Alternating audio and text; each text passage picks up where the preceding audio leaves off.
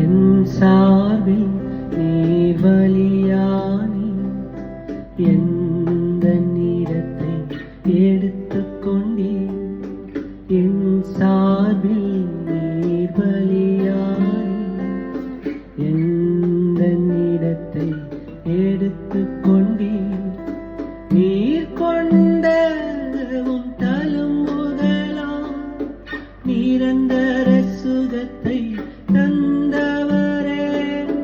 நீர் கொண்ட உம் தழும்புகளால் நிரந்தர சுகத்தை தந்தவரே. யாவே